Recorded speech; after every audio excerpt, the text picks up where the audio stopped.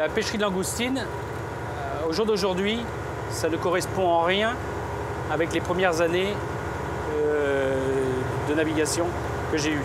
La langoustine, vu les conditions climatiques et les eaux qui sont plus froides plus tard dans la saison, a beaucoup plus de difficultés à sortir de ses terriers. On sent bien nous en mer que dès qu'il fait beau, il y a toujours de la langoustine à pêcher. Donc là-dessus, il y a pas, pour le stock, pour moi, il n'y a pas de problème. C'est plus le temps qui fait défaut et le climat, et c'est un des facteurs principaux.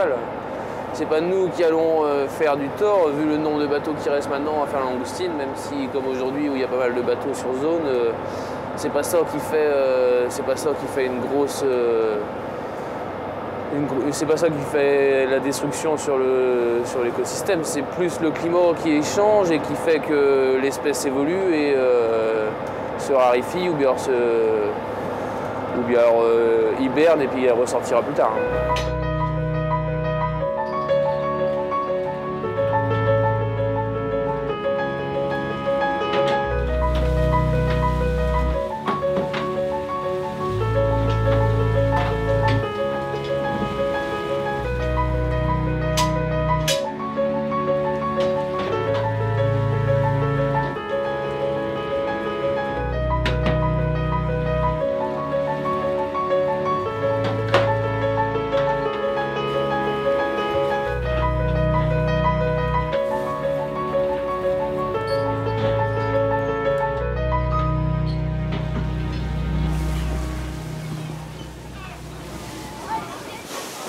À côté, il y a quelques espèces accessoires qui sont aussi importantes que la langoustine. Donc on a le merlu, la lotte, la sole aussi qui a une bonne valeur. Donc on ne peut pas s'en passer ces espèces-là.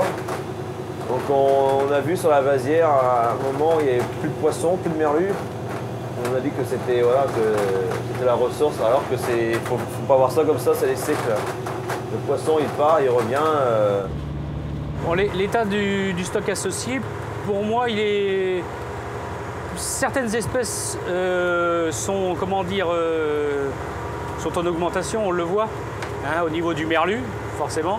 Hein, parce que bon, c'est bien beau de limiter les bateaux à 20%, mais au bout d'un moment, la pêcherie va être telle, la pêcherie de merlu va être telle que voilà, on va se retrouver avec des quantités de merlu. Et on sait très bien que quand il y a du merlu, il n'y a pas d'angoustine. Hein.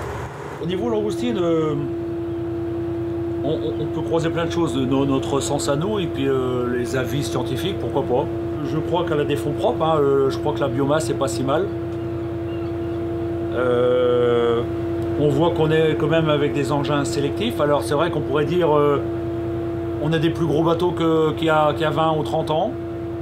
On a des engins plus performants et pourtant vous en ramenez pas plus. Mais sauf qu'avant, le maillage était de 20 ou 30 et maintenant on est avec du maillage de 70 avec engin sélectif, avec grille à fenêtre à maille carrée ou en cul de 80. Donc on a bien une grille ici sur la partie ventrale de la partie droite du cul de chalut. 3 mètres sur 1 mètre. Donc pour la sélection langoustine. On a un deuxième dispositif de sélectivité qui se trouve sur le dessus. Donc c'est ce dispositif-là qui lui est consacré majoritairement pour le merluchon. Mais ce cul-là fait donc 80 mm. Donc il est considéré comme sélectif.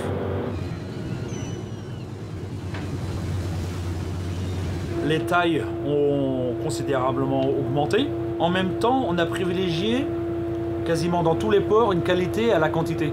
On a quasiment les mêmes OP, on travaille à quelque chose près de la même façon. Bon, il y a des différentes des terrains et de la culture, mais bon, on est au chalut, on est tous licenciés, on est capable de se réunir quand il y a des problèmes. Donc oui, l'ingestion peut se faire de manière commune.